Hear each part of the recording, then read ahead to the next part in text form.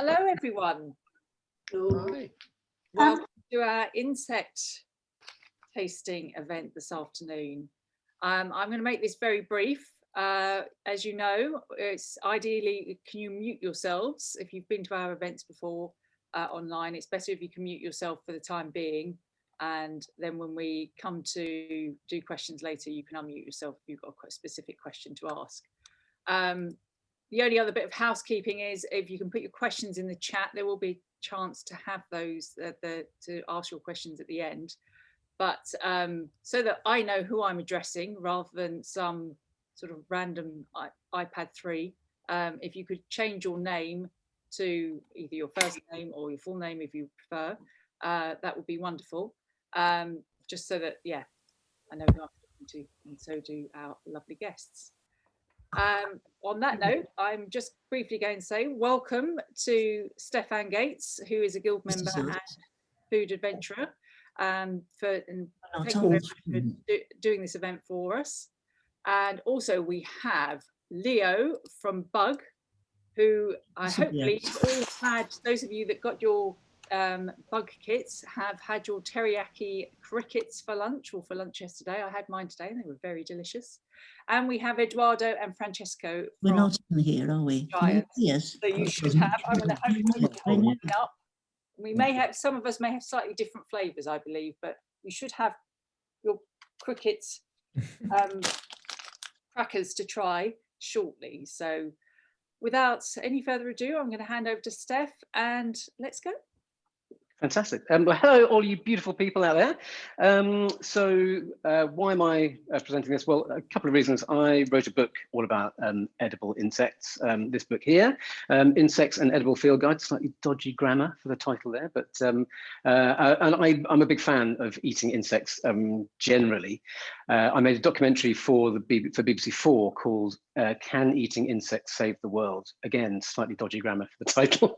And I'm a huge fan of trying out different foods. And we're going to go through this.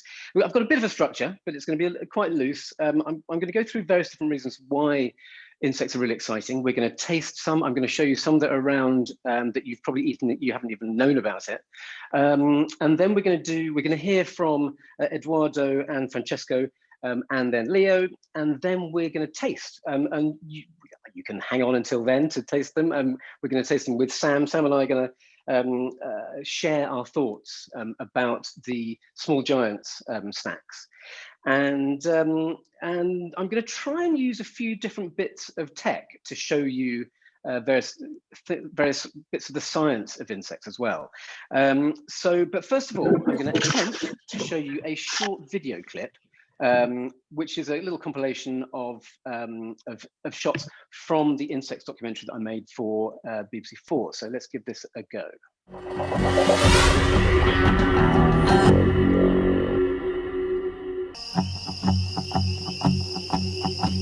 With 40 tons of insects to every human on the planet, are we in the West ignoring one of the world's great untapped resources? That is huge!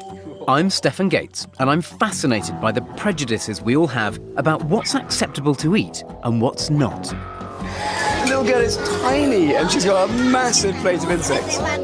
Because here, hungry children are taking huge risks for a plate of extraordinary food. He's putting his finger into a tarantula nest to check that it's at home. I want to know if these little creatures might just hold the answer to the survival of our species. There's clearly a huge future for this. Ants make their nests on the branches of high trees.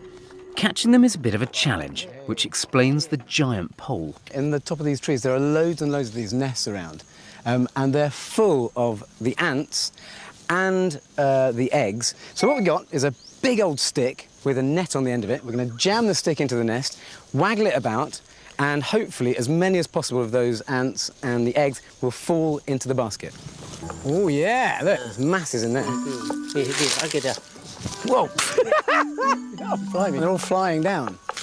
Wow.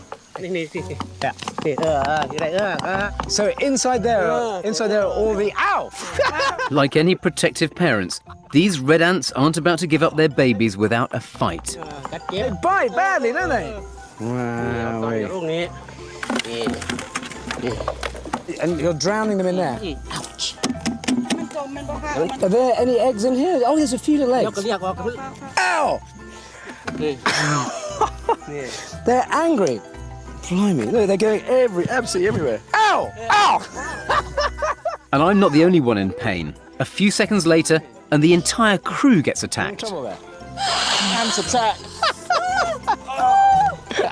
What about my hair? Oh, you got it. You got, ow! Ow! Ow! Ow! This isn't just a little bite. When their leaf-cutting jaws crunch down, the ants twist their bodies to inflict maximum pain. Oh! Ow! So, okay, I'll can I do it? Ow! Ow! Ow! Ow! Jesus! Ow! Oh! Ow! Just a little... I suppose they're just getting their own back, aren't they? Ow!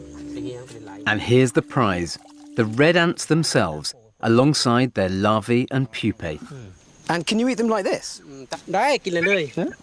Ow! Ow! Ow! If I was feeling any guilt about eating baby ants, it's gone. I'm going to be tasting revenge. Wow, very crunchy, really sour. They're sour like lemon or lime. All I know is that you have got one insane job.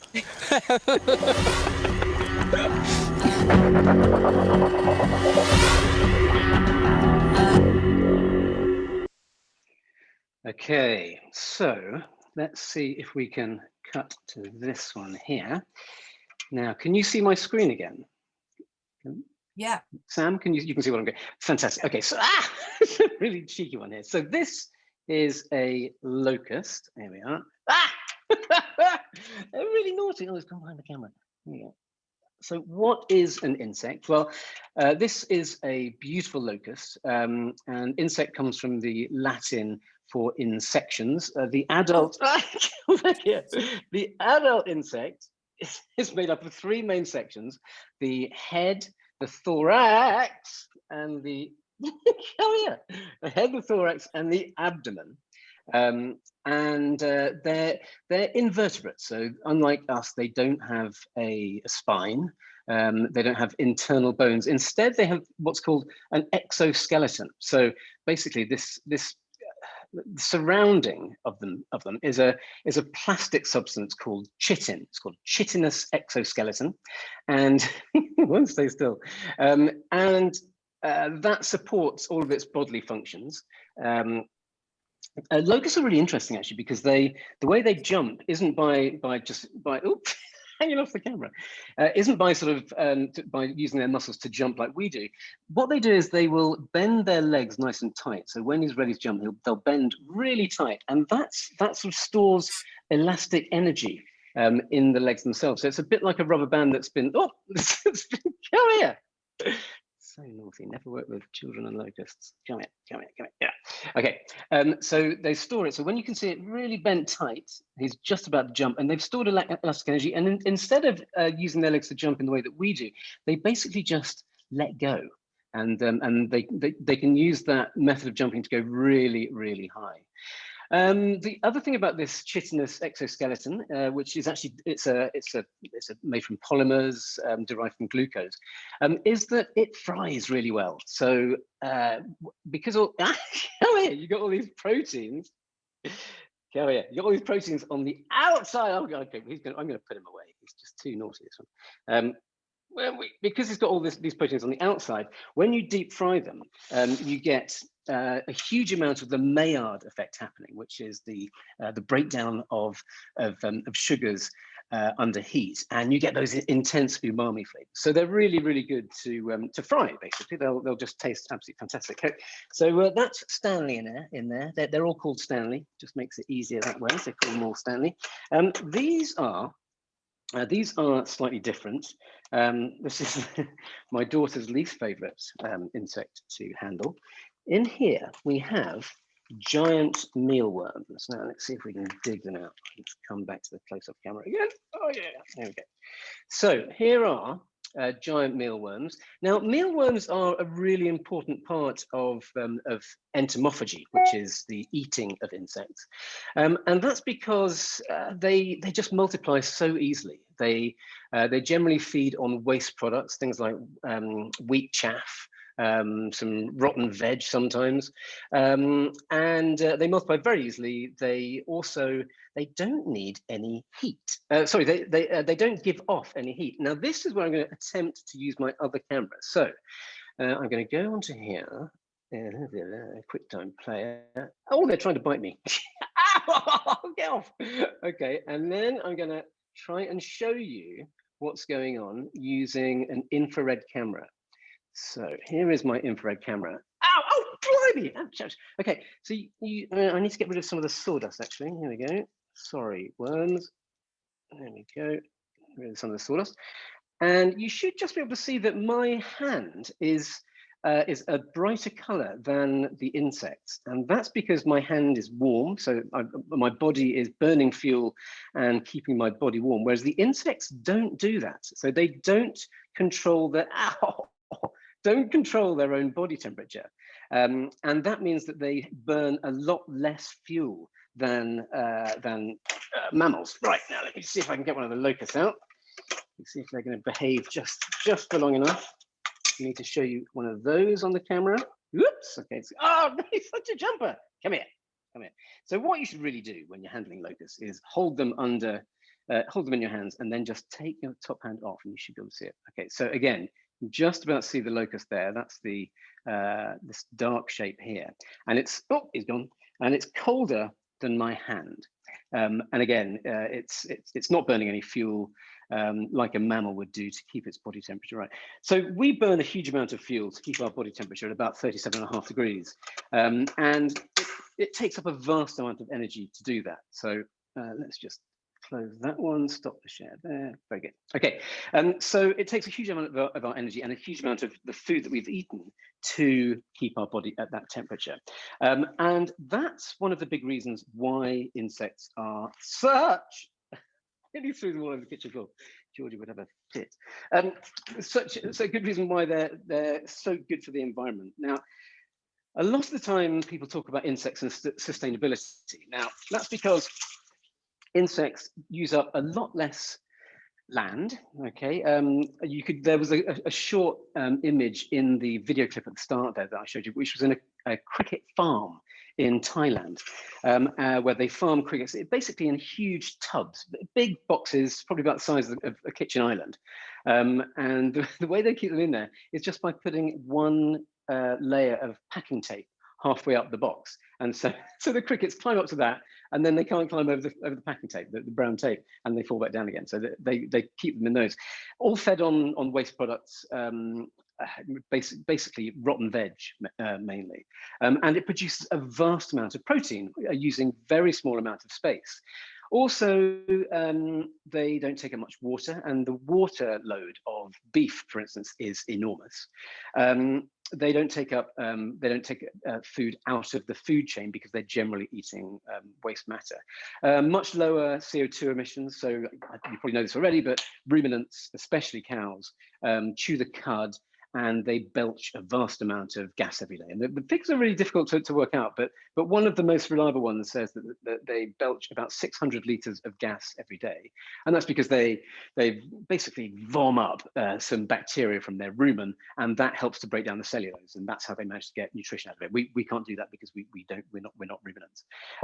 But the byproduct of that is the release of gas by those bacteria.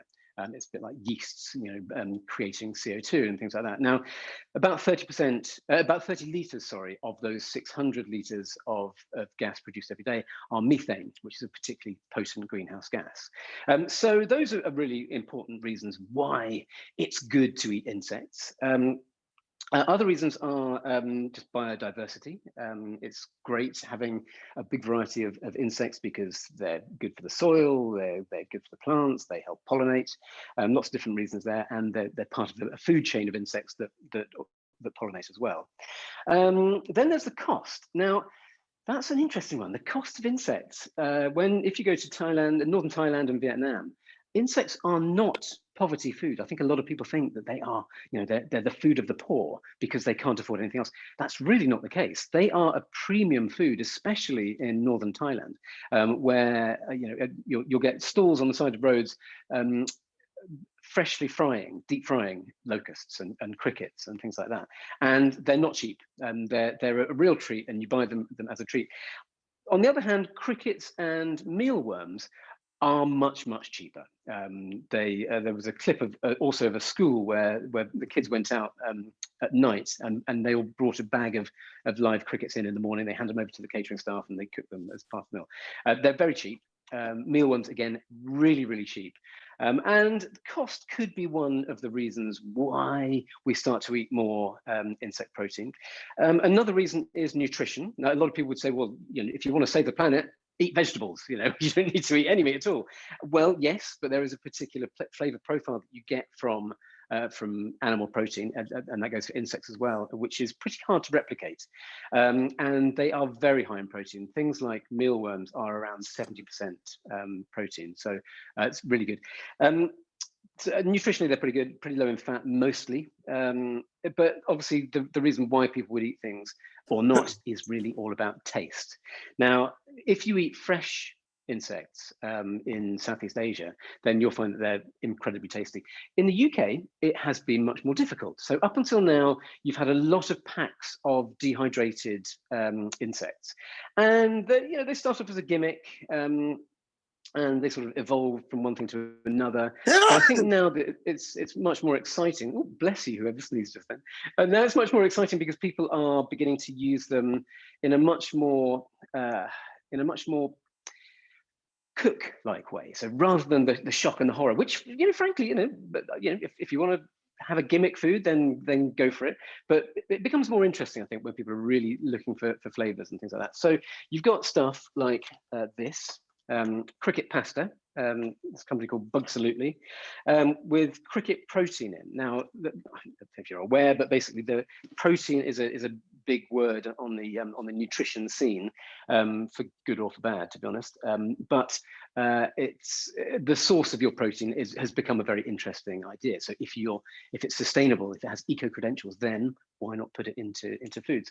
And then you've got Leo's bug kits, which are recipes, which are really just, he's one of the first companies really thinking about flavors and thinking about how to make it easy for people to do things. I made my kit from him earlier on today. I think most people got a kit, so it'd be great. Maybe send us some of your thoughts in the Q&A panel about what you thought about it. I thought they were fantastic, and really used the idea of the protein nuggets within a bigger dish, which was really interesting. And obviously then we've got the Small Giants guys, which are they're making crackers. And again, I think quite an interesting idea. And it's as though the industry has evolved a little bit from the initial gimmick idea onto other things.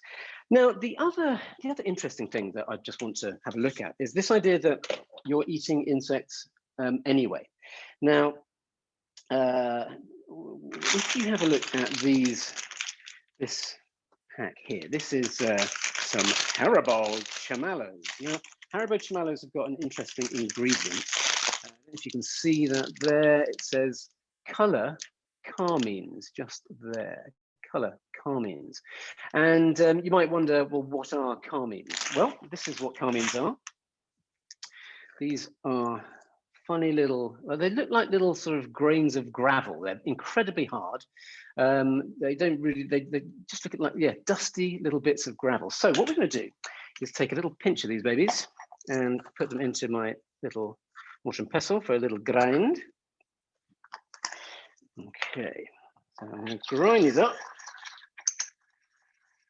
And you get this sort of, it looks like rust I've knocked off my bike, but it's got a purpley color really to it, which is it's not particularly interesting yet. So then what we're going to do is drop it into a jug of water. In fact, I'm going to put it right there so you can see what's going on, and add the powder. And if I just give it a gentle stir, you should be able to see it just beginning to float down into the water. Now, this bright, reddy pink color is from cochineal. So these tiny little bugs, here, are cochineal bugs. They were obviously a lot bigger, but they've been dehydrated, and you can't really see their legs. They just get knocked off during the dehydrating process. And when you grind them up and put them in water, you get this bright, pinky red color. Now, this color is something called carminic acid, which is found in the blood. Well, it's not really the blood because insects don't have blood, but the fluids of the cochineal bug. So the carminic acid is also called carmines, and so the color in pink marshmallows says carmines there, actually comes from bug blood or ground up cochineal bugs. You can also call it cochineal. Some of you might have come across this.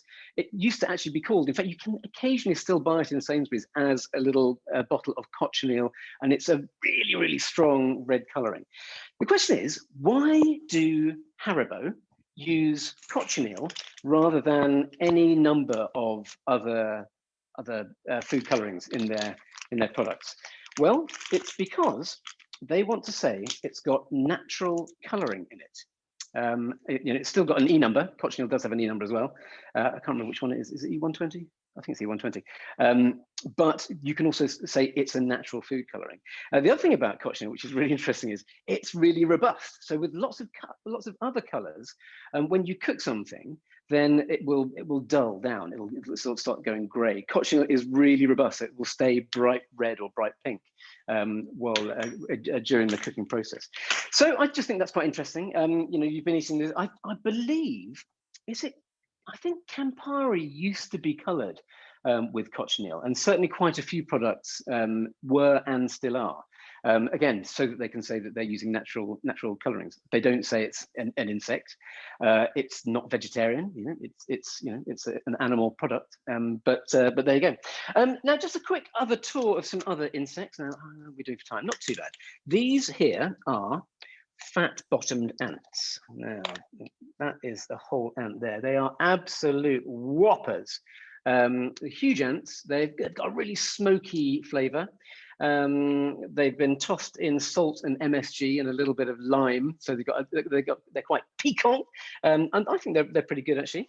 We've also got here, these are really interesting. These are Mexican fly eggs. And they're dug out of lakes at certain times of the year when the lakes are just absolutely packed with them, like frog spawn, I guess. And my kids really like these. They're absolutely delicious. They don't really have a huge amount of flavor. It's more about texture. And the idea is that you mix them together with some egg and some aloe, cactus, and make little patties out of them. They're pretty good. Here are some midges that are also from Mexico.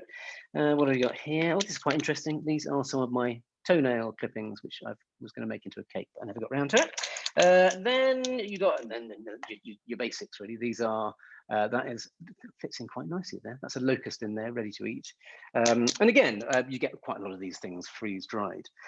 So what else? Where else might you find insects? Well, honey is basically regurgitated bee vomit, mostly regurgitated, obviously. So bee comes back to the hive, vomits up in the hive, and the other bees eat it and vomit it, eat it and vomit it. And there's a cycle. During the cycle, they also reduce the water content of it, and it becomes stronger. It changes, the nature of the sugars change, and it becomes the honey that we know and love. But also biscuits. So a friend of mine called Dr. Stuart Farrimond pointed his he used a scanning electron microscope to look at the crumb of a digestive biscuit, and he found this.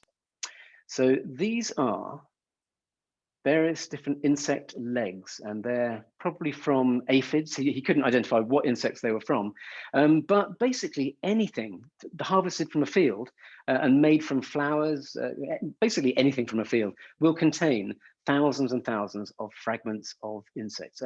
Orange juice is allowed to have quite a large amount of fragments of insects in per litre. You know, they're microscopic, but they are there. So what's interesting about that is not that there's anything horrific, just that they are part of our lives, and people don't really want to know that, but they really are.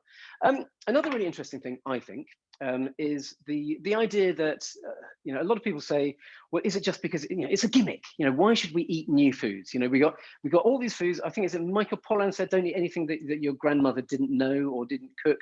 I've misquoted terribly there, but the essence is the same. It's all, that's to my mind, that's a complete load of nonsense, because somebody at one point found this new item, and at the time it was a scary newfangled crop. It was thought to be an ingredient of witch's brews, and an evil tasting. It was quite bitter when it first started out. But people were terrified of this. This is a potato. First came over from in post-Columbus times, after the Columbian Exchange. And you know, people tried it. People fiddled about with it and cooked with it, even though they were terrified of it. And eventually, this became one of the major crops of Europe.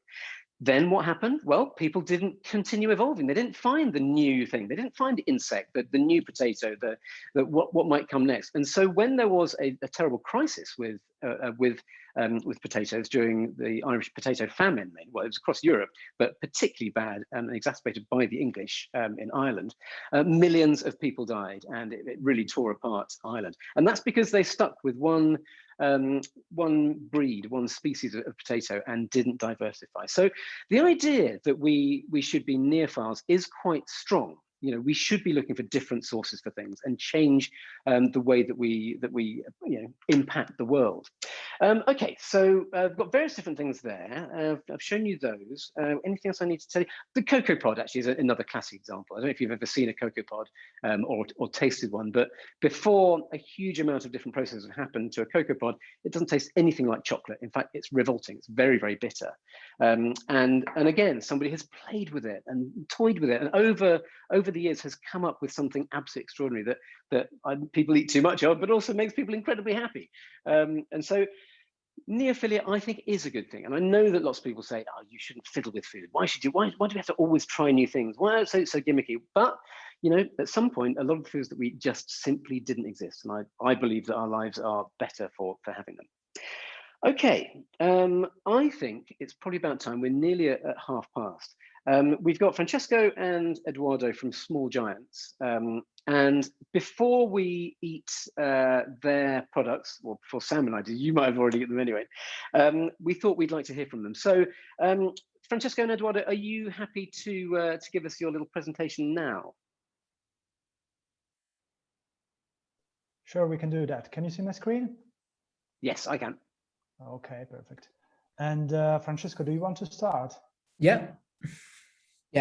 So hi everyone, and we are Francesco and Eduardo from Small Giants. We are the co-founder of this insect company, and as you may be aware of, because you already tried or you are going to try, we do insect-based savory snacks that at the moment the only product that we have as a range of products is our cricket bites.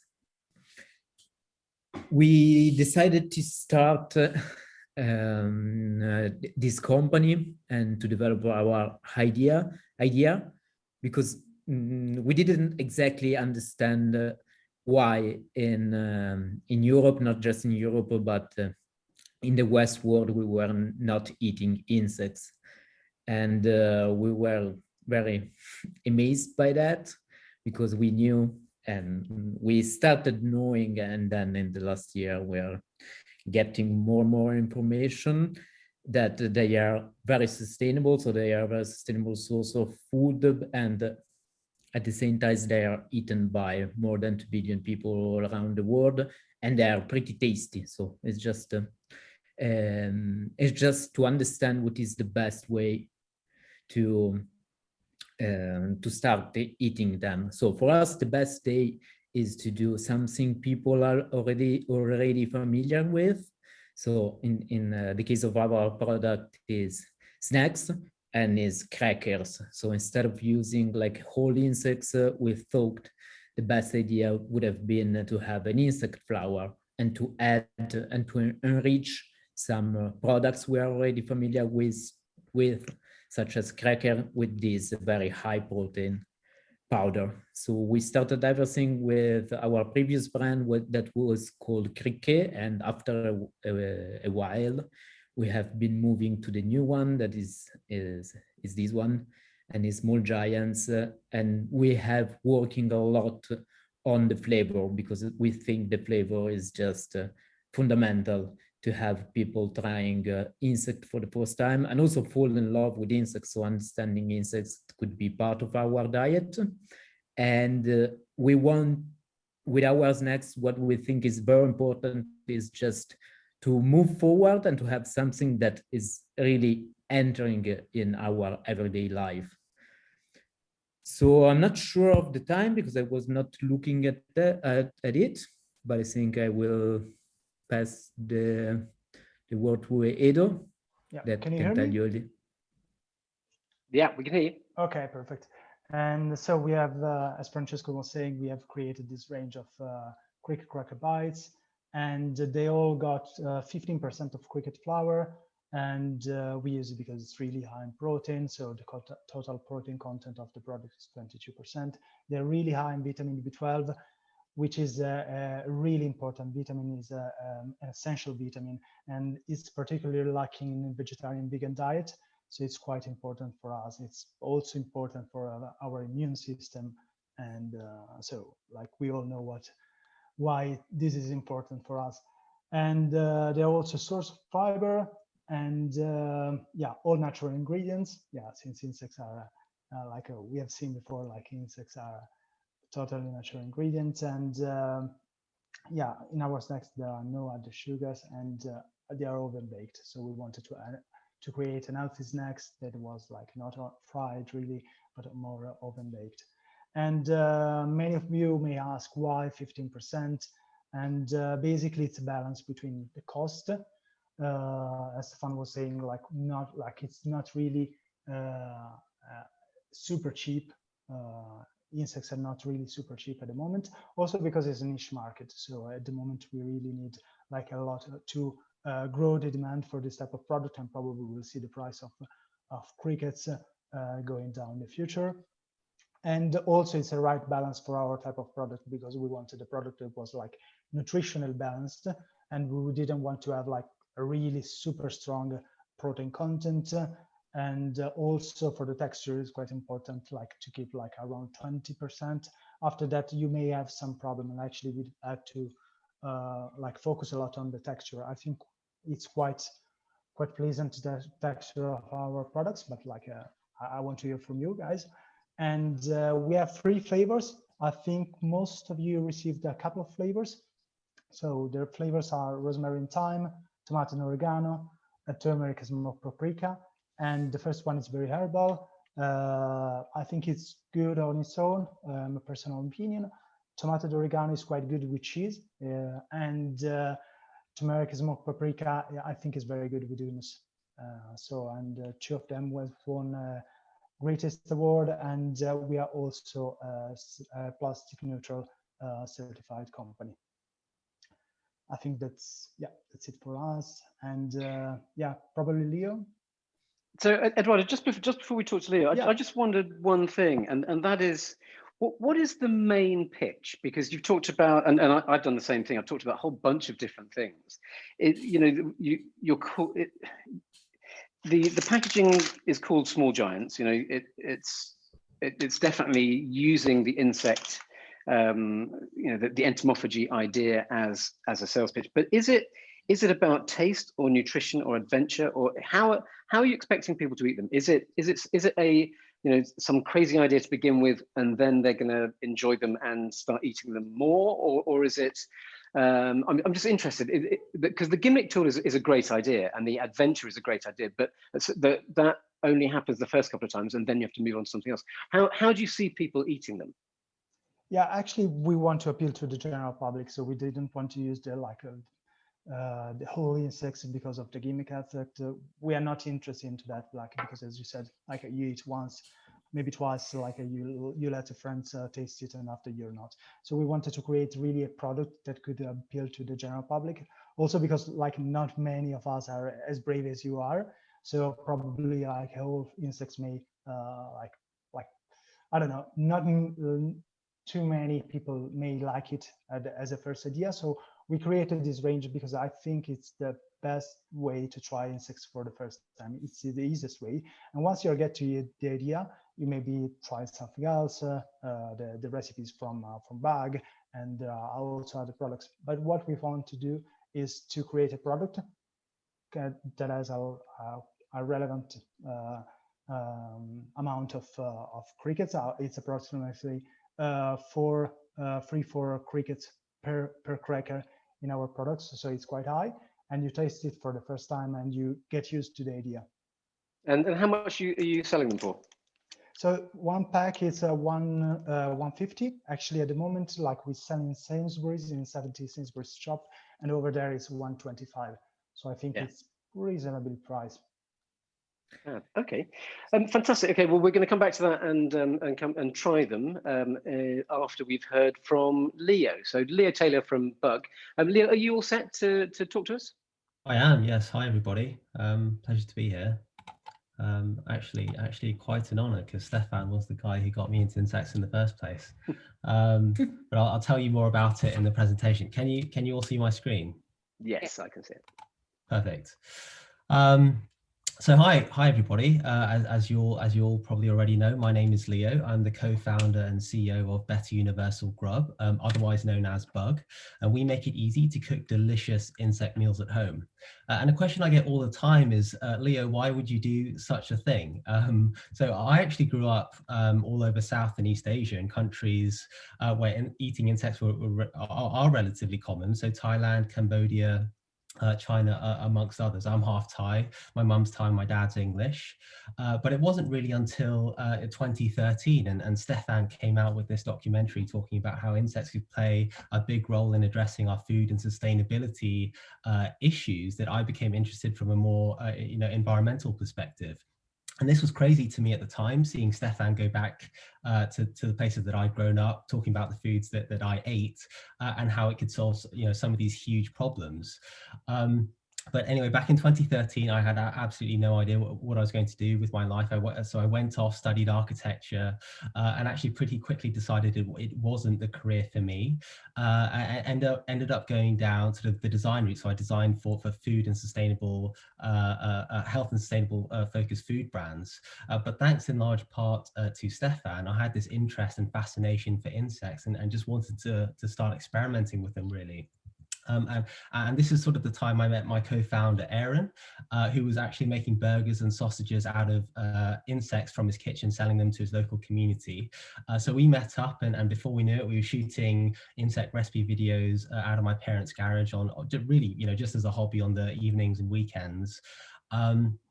Basically because my dad wouldn't have us cooking insects in the kitchen, but as I say, it was totally a hobby at this point. We had sort of no ideas of conception of starting a business, but to our surprise, people started watching these videos online, and we started getting questions around if we could sell people some insects, if we could do certain kinds of recipes. So that's when we thought, let's take this seriously, let's put a product out there. So I went full-time on Bug just before lockdown last year.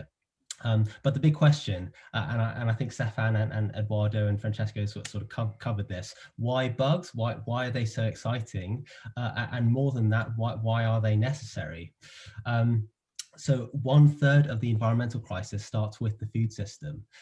By some estimates, over half of global greenhouse gas emissions is a direct result of livestock farming. So it's critical that we find better ways to feed ourselves and rethink our relationship with food.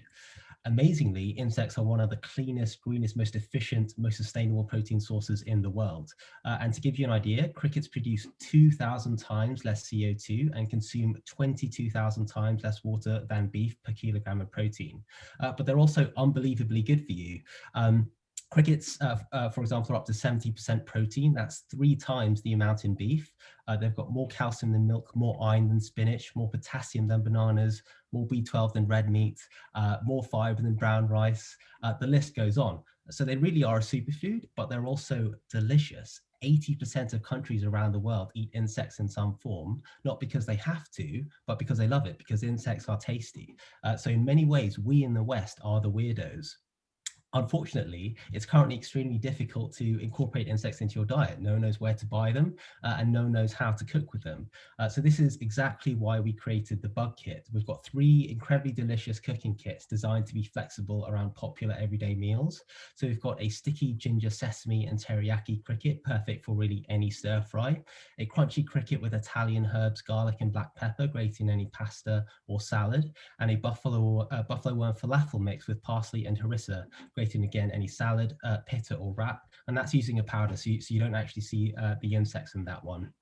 And as I say, these kits are designed to make cooking insects easy and flexible. So you can use, if you're cooking the stir fry, for example, you could use rice or noodles or any vegetables that you have around, really. You get 2 portions per kit worth of the insects with the herbs, marinades, spices specifically chosen to complement the insects. Very happy to say that our kits are 100% biodegradable, including the sachets that are actually made from wood pulp, so totally home compostable. And people love them as gifts. They're fun, they're quirky, they're different, not too expensive.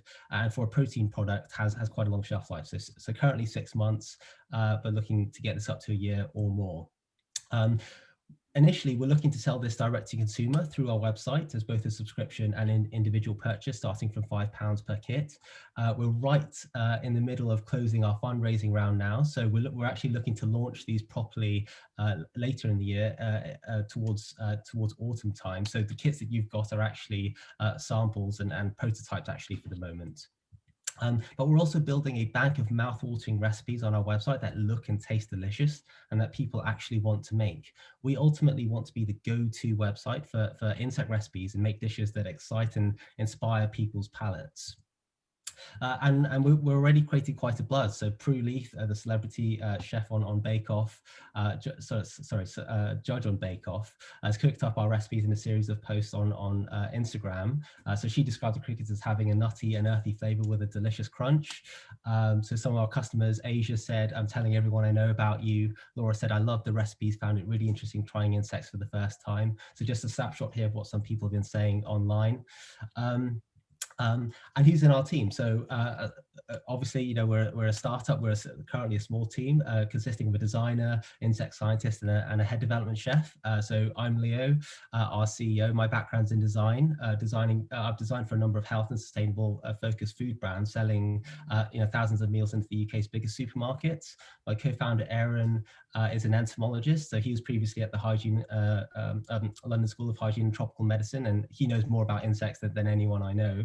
And our chef Will is sort of a rock star in the food development space, former head development chef for Co-op supermarkets, designing their range of ready meals and recipes. He's also done that for Waitrose and Tesco.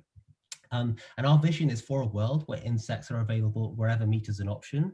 We want to be a brand together with small giants and others that materially moves the needle on this.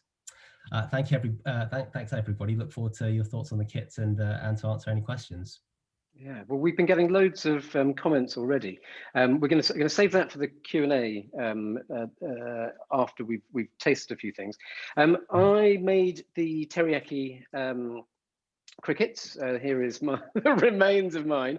There was a heck of a lot actually in there. Now, from my point of view, I thought that they were really good. They not just as a tasting. The taste is really nice. It's nice and sweet. They've got a really nice little kick of chili in as well. It comes with the spice pack. I don't know if you've all had this, but I like the sweetness. I love the nuttiness, but it does give you an umami hit. So scattered on a stir fry did seem really nice. The thing that I really loved though was the textural profile of it. I thought it was really interesting. It had a whole bunch of crunches. So the sesame seeds gave another texture as well. That goes really nice, I think, with something a little bit sloppy like a noodle. And I made mine really simply, so there weren't lots of other flavors there. I wanted to just keep the flavor of the crickets, and I did think that they were fantastic. So yeah, I think you've done a brilliant job there, Leo. It was really Thanks, nice. Stefan. And I think, I mean, I'm just going to scan over, but I think I spotted quite a few people saying that they really enjoyed it. Again, we'll come back to that later on. And I think quite a few people like the crunch again. I think there is also, there is the sense of adventure as well, that, you can't ignore the fact that it's something a little unusual. Some people might be terrified of it, and that's fine. We all have very emotional responses to food, and that's going to happen. But I thought that added something. I don't know if you've ever eaten fugu before, but fugu is the biggest sort of waste of money and adventure that I've ever tried, apart from the fact that you are there for a ceremonial thing. So it tastes of nothing. It is again about texture, but it was a real disappointment in taste terms. But the ceremonial aspect, I think, is sometimes really important. Why do we have a birthday cake? You could just eat bread all day, but you like to have things put in different forms. So I thought it was really nice, but we'll chat to everyone else later. Now I think hopefully Sam is going to join me, and we're going to do a little tasting. I've got 3 different bags of the Small Giants cracker bites here. Yeah, we thought we'd just have a little try. Sam, are you there? I am. Have you got all 3 of these as well? Yeah, which one? I've got tomato, and I've got the smoked paprika and turmeric. So which one? Let's go tomato and oregano then, shall we? Okay. I haven't tried these at all. Literally, we had a bunch of these sent ages ago, and they've been waiting around. I've been thinking, no, you got to wait for it. I'm really crackery.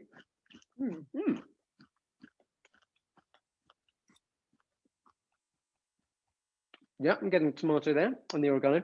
I was expecting something a little bit more of a crisp rather than a cracker, even though the guys did say you probably want a dip to try them with earlier on. Yeah.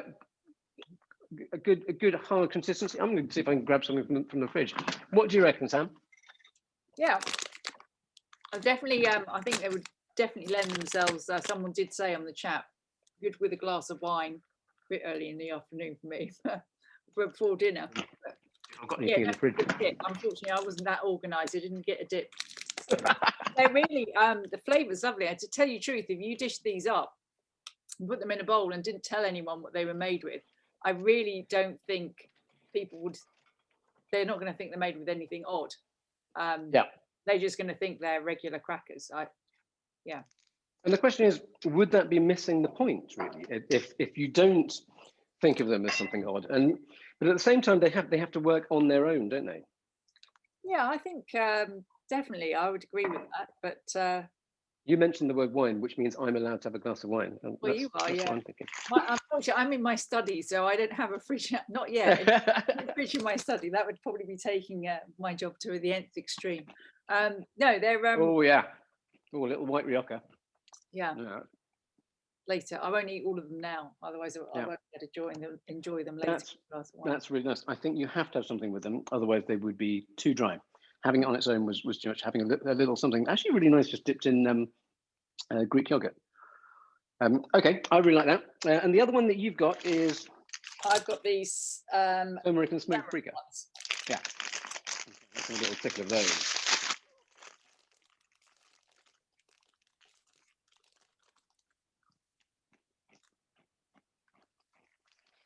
Again.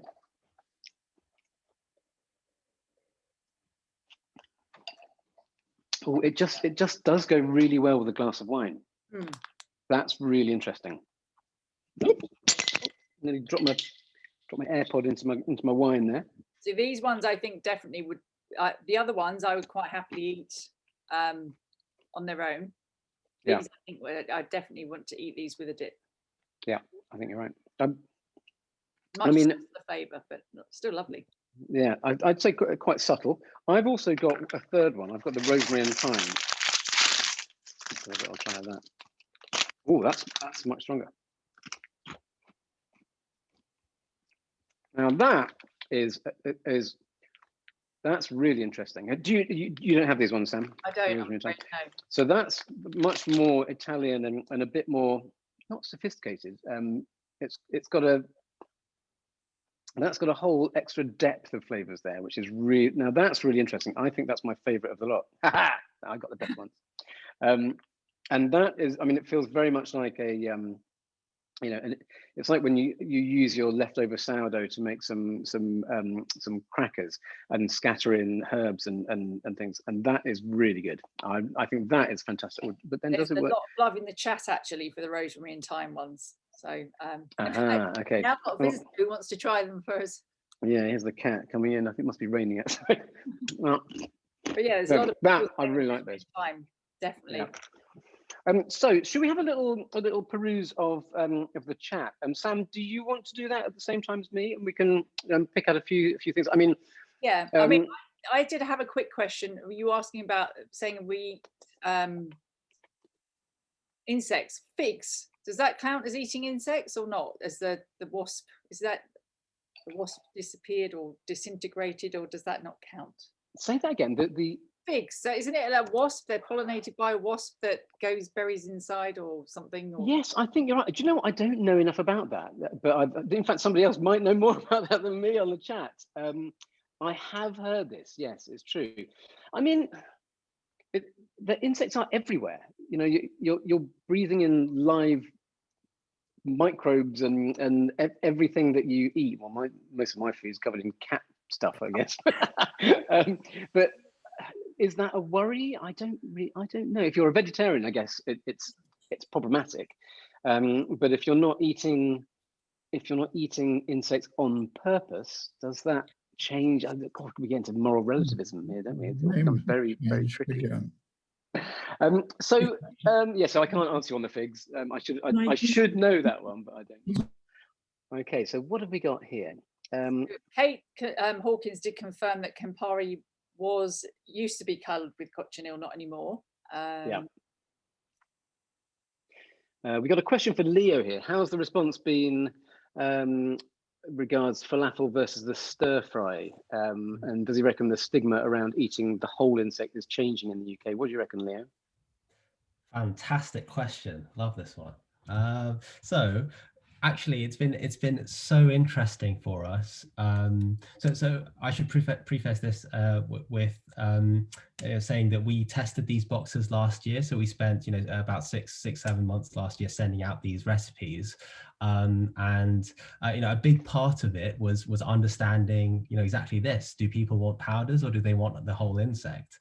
And we sort of found out that there's two kinds of people who end up going for the powder. The person, and intuitively, right, the person who's scared of insects, who doesn't want to see it, so they're eating it as more of like a novelty, a one-time thing, or the person who's using it as a supplement, because you're not necessarily perceiving it in the food. And what we found is the person, who's the early adopter, who we were going after, aren't scared of insects. We had an average squeamish rating across everybody of 2 out of 10 of the people who were buying it on a regular basis. So that was one thing. I think the second thing that we started to learn is that people change their minds pretty quickly.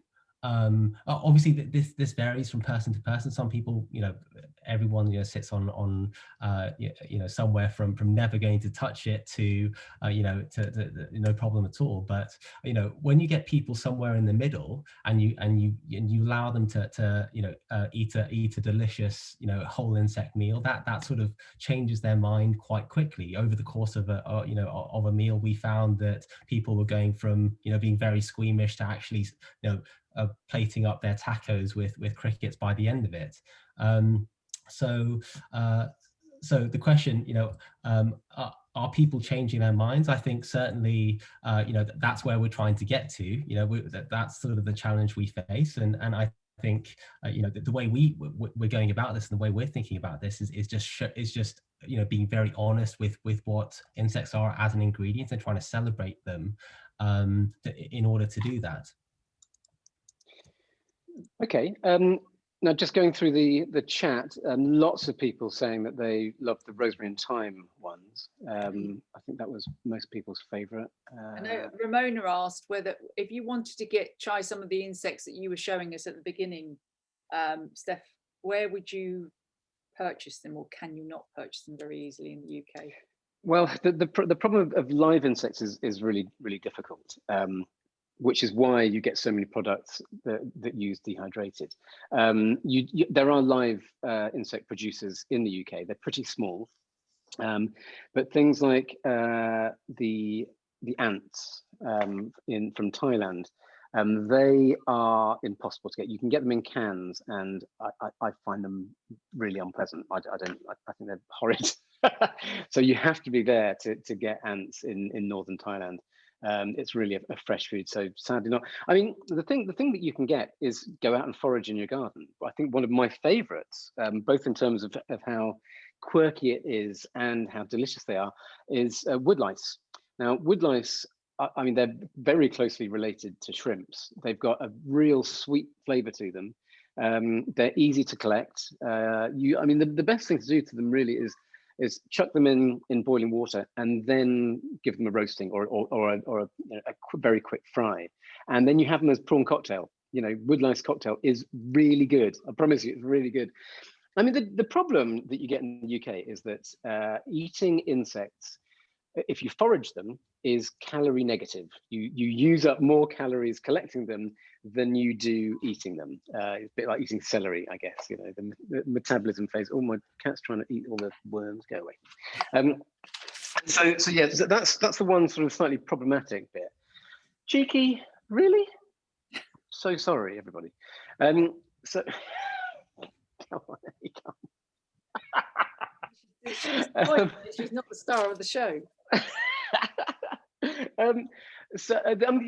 Worms are pretty good. I mean, in the UK, these will be farmed. You know, they'll be that's the way to get the cost down, to keep the sustainability up to a maximum, to use the least amount of land. You know, the scale is important, but that'll be farmed.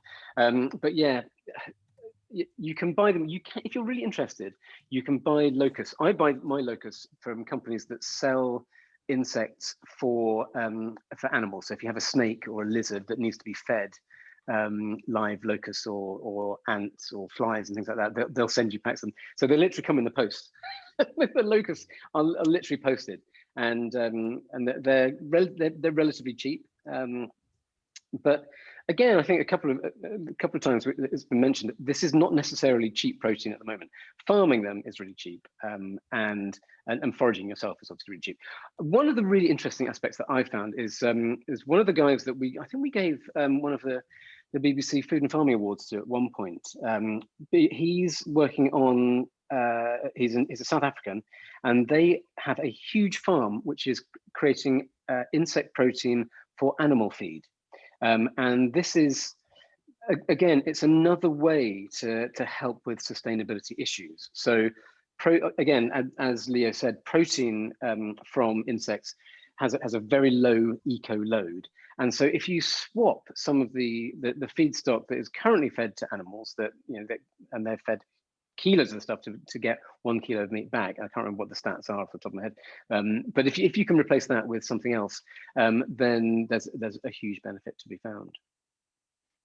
Now, what else have we got? There was another question regarding infections. Sue Barnard, do you want to elaborate on that? You're still here with us, Sue? Right, I'm here. Can you hear me? Yes, I can. Yeah. I had a question in relation to infections from insects. When we hear about COVID possibly coming from bushmeat in markets and things, any evidence to say about infections coming from insects? I haven't read anything about that yet. I mean, insects are generally cooked. There are very few insects eaten raw, apart from those ants that I ate, and there are a couple of others, but it's pretty rare. Most insects are cooked but you could say that about animal meat, and we still had avian flu and things like that. I'm not aware of anything at the moment. There are really strict controls on the movement of insects, certainly into Europe.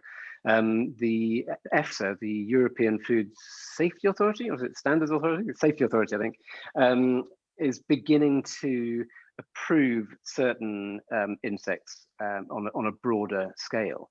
But they've been very wary, I guess quite rightly. They're a novel food, as they call them. And so I think we should probably be pretty confident that there aren't any issues. I mean, the bigger issues are potentially allergies. If you're allergic to shellfish, then you might be allergic to certain insects. And again, that relates back to the chitin that's in them. But I don't know anything about infections at the moment. The other thing potentially to say, Stefan, if I might chip in, is that insects are just so genetically distant from humans that it's actually quite difficult for pathogens to pass on. You're actually more likely to get sick from a pig than you are insects, just because they are so genetically different to us. So we're talking about zoonoses, which is the transfer of diseases from one species to another, or from other animals to humans. I haven't heard anything yet. It's something to be aware of, though, as well. And, often also people talk about why should we if we start eating insects? Will there, what about the insects? What about biodiversity there? Are we going to have the same problems that we've had with the chicken industry? And we should be wary of things like that. There are 10 quintillion insects on the planet. There are over 50 tons of insects to every human on the planet. So I wouldn't have thought we would make much of a dent in the insect population. What you tend to do when you remove insects from one area by foraging is other insects go, well, hey, less competition, and they come back again. Whereas actual biodiversity change is much more problematic, where you change the landscape of places. Okay, any Leo and Stefan. Sorry, say that again. I missed something there? Oh, thank you. Oh, no worries. Thank you, Sue. Okay. Had the Zoom lag there, wondering what everyone's saying. Any other questions that you can spot there, Sam? I haven't really been looking at them. Jeff had a couple of questions. Jeff, it might be easier for you to explain when you asked one earlier on about who the packs or the recipe kits were aimed at, and also regarding salt content. And then there's another comment you've got relating to what Stefan's just been talking about. So do you want to elaborate? Yeah, just I suppose I had a concern about this focus on protein, because we don't lack protein in diets in Britain, right, basically. And it kind of feeds a whole problem that developed in the 50s and 60s around thinking protein was the key problem around the world. And it struck me that the biggest case is actually environmental, and why these are useful. The other point, I thought, Stefan, is misunderstood Michael Pollan's concerns. You could have said anybody's grandmother anywhere in the world, because we're talking about composition elements of diets that have grown up in different parts of the world and are normal in those parts of the world, and moving them to a different part of the world where they're not normal. And I think there's a big case for that. And the concerns, I think, were more around the development of ultra-processed foods and the nature of Western diets linked to high levels of dietary-related diseases. So, that's where I also have the concern about the high salt content, and why in fact the flavours can't the spices and the herbs deliver the flavour you need? You need to have such a high salt content level. Whole bundle of different points there, I guess. Leo, do you want to talk about salt? Oh, well, actually, no, sorry. Let's talk to Francesco and Eduardo about salt content in the cracker bites. Yeah, of course. Yeah, the salt content is a little bit high in our crackers. Of course, we have to compete with other products on the market which are quite high in salt or sugar. So we have to compete with the flavors, the flavor expectation of the general public as well. And be assured that it's something we are looking at, and the next product that we're going to launch this year or early next year will be with a very low salt content. And regarding the protein content, yeah, I think our diet is generally quite high in protein in general in the Western countries. The only problem is that and I think all the movement around alternative protein is that we cannot like just eat meat or eat soy. We have to bring some more alternatives on the plate. And this is, I think, very important for biodiversity, but also for us, for our diet. If we just stuck with potatoes or wheat flour, for example, there would be a problem. And the same applies with protein. So we are bringing a new protein. We are not saying like you have to eat more protein. I think, but go on. Oh, so Eduardo, while you're here, Catherine wondered about a gluten-free version of the crackers. It might be an ideal opportunity to cater for special dietary requirements. Yeah, of course. And yeah, when I was mentioning the new product, it will probably be gluten-free. Yeah. Okay. I mean, I would have said personally that the cracker is by its nature a relatively salty thing. I would want it to be quite salty, especially if I'm having a glass of wine. That's my own personal opinion. I mean, Jeff, there were lots of other questions there. I think we could probably only answer the one. I mean, I don't agree with Michael Pollan about his comment about that you shouldn't eat things that your grandmother didn't know. But we can talk about that another time. I think it's really important to keep diversifying and to find new things as we have. We talked about the potato earlier on. I think the potato's been really important to us over here in Europe. But I think that's probably a separate conversation. Sam, anything else that you've got there? Chloe asked, what were the highs and lows of eating insects? And I would put that to all of you, actually, because I'd be interested to know. For me, the lows of eating insects were giant water bugs, which is basically like eating a credit card. You know, they're just revolting. It scratched my throat so badly that halfway through the documentary, you can probably hear me no longer talking properly. It literally just destroyed my larynx. I mean, the downside, I think, is some badly cooked things or some things that haven't been prepared properly. You get mapani worms, which are, I mean, you get them quite a lot around Southern Africa. When they were first sold in the UK, they were just sold, you know, dried mapani worms. Now, put one of those into your mouth and you'll never eat an insect again, I don't think. They're incredibly dry. They need to be rehydrated and made into a stew and used properly. And of course, you know, it's a bit like, you know, it's dumping a different food culture into a different world without guiding people through it. And I think that was a low point. The high point for me really was eating the ant eggs. That was extraordinary, absolutely extraordinary. Leo, what about you? Good question. I would actually probably say one of the most shocking points was one of the first time I met up with my co-founder Aaron, who's actually sitting behind me now. So he's a hardcore, so he's an entomologist, so he's all about insects. Rocked up at his house and he had bags of live locusts hopping around, and we had to actually some escaped, so we had to catch them and then put them in the freezer, which is how you kill them. They go into hibernation, so it's actually a relatively sort of before they died, so it's relatively humane and relatively painless. So that was, I would say, probably the most shocking point, because all the times I've eaten insects in the past have been dead already. And the high points, difficult. I've had so many tasty insect dishes at this point. So maybe last Friday was sort of one of the first times after lockdown sharing a cricket taco with some friends. And they hadn't, so we had a chimichurri cricket taco and also smoky sticky barbecue cricket. Two really delicious cricket dishes. And it's nice sharing that with people who hadn't eaten insects before. If anyone goes to Mexico, I thoroughly recommend the gusane de maguey. This is actually a salt made from the maguey worm, and what you do is you get a little dab of it. You have a beer, very important to have a beer, and you have a slice of lime, and you dab it into this insect salt, and you sort of suck on that at the same time as having a beer. Absolutely fantastic, and they eat a lot of grasshoppers out there as well, which are really good, And then Eduardo and Francesco, any sort of highs and lows that you can tell us about?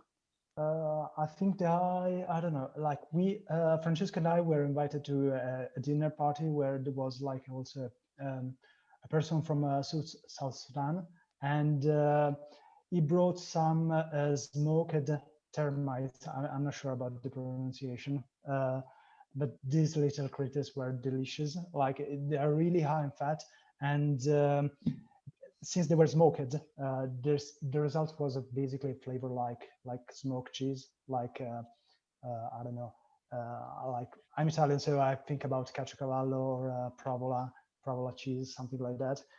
I'm sure you have like also other type of smoked cheese, but it was like really delicious. And the low, maybe we tried in the early days to breed insects like crickets, and it was a disaster. So it's really difficult to farm them, and this is why we decided to stick with the recipe development and the rest of it, because they're animals, and so it's much more difficult to grow them and to farm them. And there's go on, Francesca.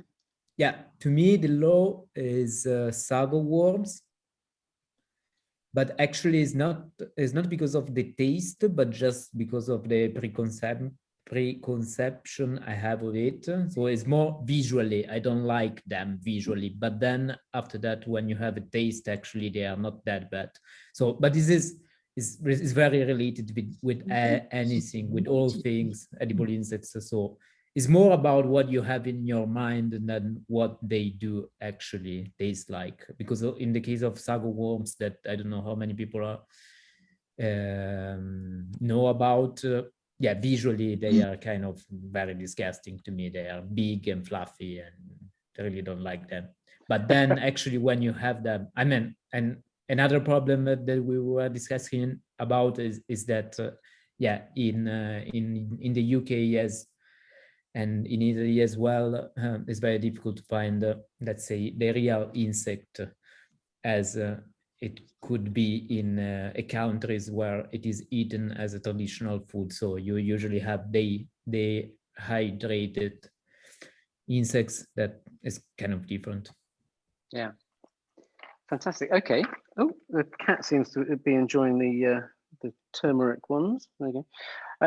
Sam, anything else that you spotted? I think the other thing was Andrew wanted to know whether the protein level is boosted by dehydrating the insects. Is that correct, Andrew? Did I get that question? Yeah, that's right. I was just wondering if it was like for like, because obviously it's dehydrated, so it probably looks higher, and I guess beef producers might say that's not fair. You're absolutely right there, Andrew. No, it is because all the water weight's removed, but even with a fully hydrated fresh cricket, you're looking at about 20%, which is protein, which is comparable to beef or chicken or fresh meats. Yeah, I think it's like if you consider water, you should like compare them to beef jerky or some other stuff or bresaola or some other stuff like that. So, but even that, like the protein content, I think like for beef jerky is around 60%, and with some cricket flour you can get as high as 70%. So it's a little bit higher anyway. Thank you. I think we should probably wind it up here, Sam, shouldn't we? I think that's probably covered all the questions. So thank you very much. I found it fascinating. I'm going to look forward to enjoying the rest of my crackers tonight with a glass of wine and a dip. Definitely, yeah, something I've learned lots today. So thank you very much to Stefan, Eduardo, Francesco, and Leo for doing today's presentation on behalf of the Guild. And yeah, we'll hopefully see you members at another event soon. So thank you very much for coming. Thanks to everyone. Bye. Thanks, everybody. Bye-bye. Thanks. Bye. Thanks, guys. Thank you.